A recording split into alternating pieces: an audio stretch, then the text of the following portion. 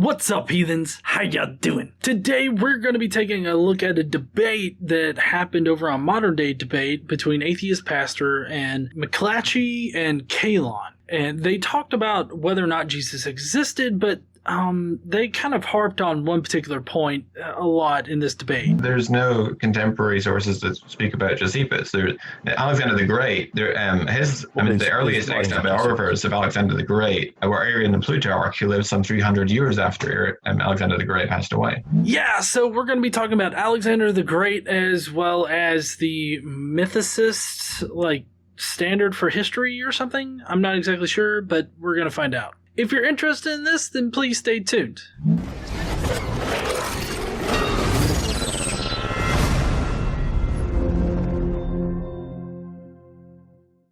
Just a quick shout out here. My app, Christus, I actually just put out an update on that app for the iOS store. The same update has been available for the Android version for a few months now. I just now was able to get it up on the iOS, which it has a sort of an analysis of the Trent Horn-Richard Carrier debate, as well as a lot of information that wasn't available there before. So if you want to go and check that out, link is in the description. All right, so I did want to do a slight critique of this debate that happened between the Atheist Pastor, McLatchie, and Calon. I just wanted to give you guys my input because the Alexander the Great thing was prevalent throughout the entire debate.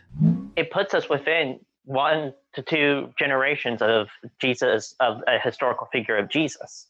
Yeah, but one to 2 generations that's not an eyewitness account. Neither does anything we have about George Washington.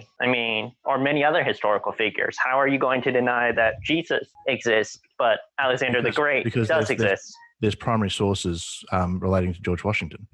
Absolutely, there's records. The British. But what about Alexander the Great?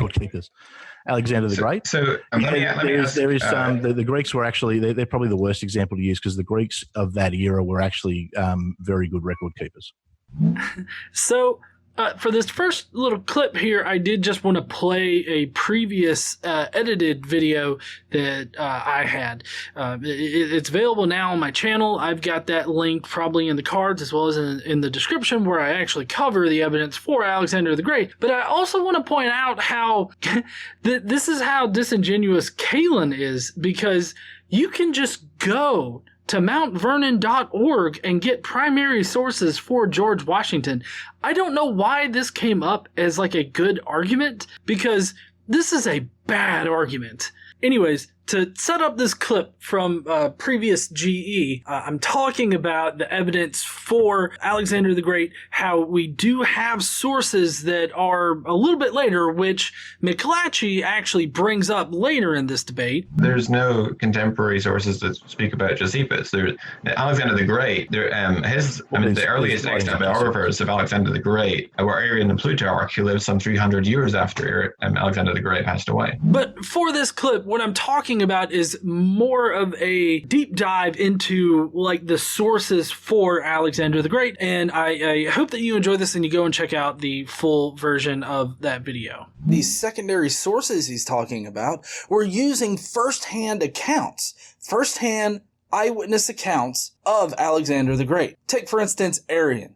He is our best evidence for Alexander, and he wrote, I think it was like 500 years later or something like that. He was working off of extant first-hand eyewitness accounts of Alexander the Great. 2 of his eyewitness sources were a couple of Alexander's generals. They were using first-hand eyewitness accounts to generate their information. So while their source is dated much, much later, the sources they were working off of were dated to a contemporary time frame. While we don't have these first-hand eyewitness accounts now of Alexander the Great, they were extant to these writers at the time. This type of sourcing is common in historiography. We still have extant eyewitness accounts of Alexander the Great. These would include speeches, plays, poetry, even science books. They all indicate that Alexander the Great existed.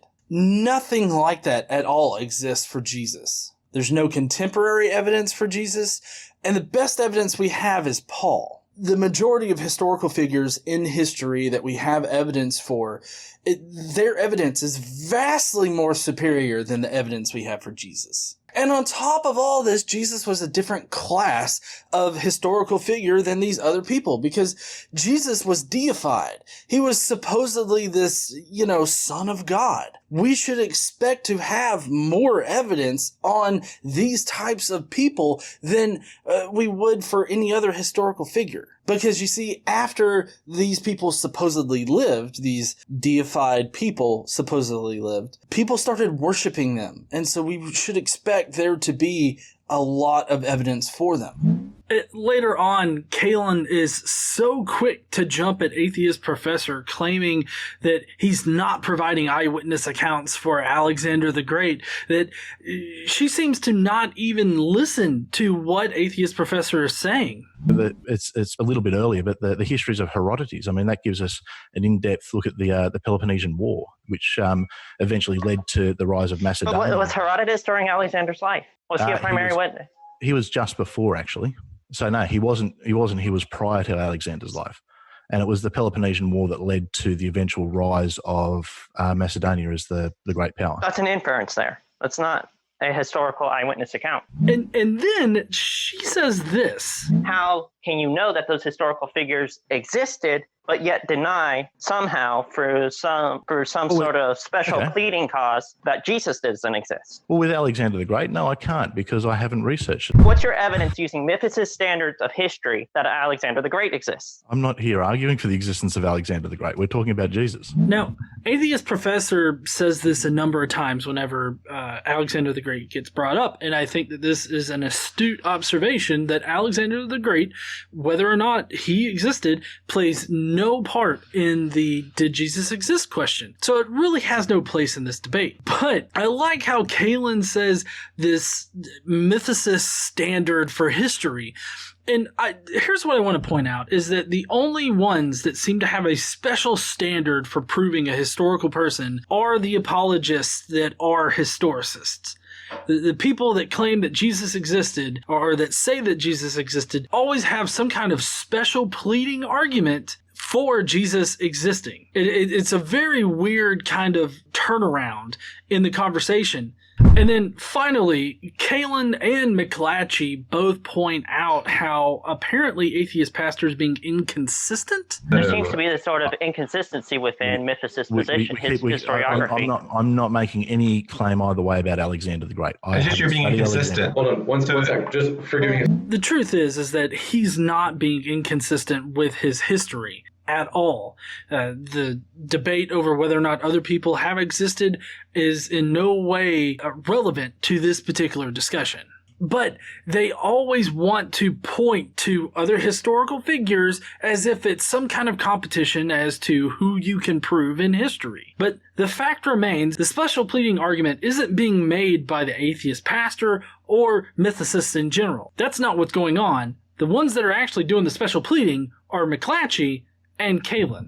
The Gospel of John, for example. The Gospel of John is written, I would argue, by a disciple of Jesus. I would argue against that because the historical dating actually puts that in the 2nd century. Now, while I do think Atheist Pastor did a good job of trying to handle the Alexander the Great discussion by bringing up how it's not really relevant to the question of whether or not Jesus existed, one thing that I think that he could have done a lot better with is not being on the defensive the entire time, because it really seemed like it was about 45 minutes or so of these two grilling Atheist Pastor. At some point, I feel like Atheist Pastor really needed to probe their particular evidence for it, point out the flaws in it a little bit better than he did, because he did probe a little bit, but I think that he really needed to go a bit harder on their evidence, because with McLatchie, he has really flimsy evidence for like the dating of the Gospels and how those affect the historicity of Jesus. I really didn't even get to hear what Calon's evidence was, but she just harped on Alexander the Great as well as other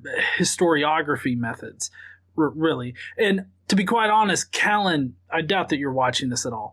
But if you really want to know like what his historiography method is or what he uses to figure out whether or not somebody existed or how he does history in general, just flat out ask him, how he does that, instead of trying to bring up these superfluous people in history that don't have an effect on the current thing. Like I would advise asking more questions of like, well, why do you think this? Why do you think that?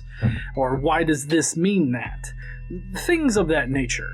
Thank you, heathens, for joining today. I really hope that you enjoyed this little review of the debate. If you did, please go down below, leave me your thoughts in the comments section. I do have all of the links that are applicable here in the description. Check out the original debate. Definitely go and give some love to Atheist Pastor. Don't forget to stand up and use your voice, and I will see you heathens later.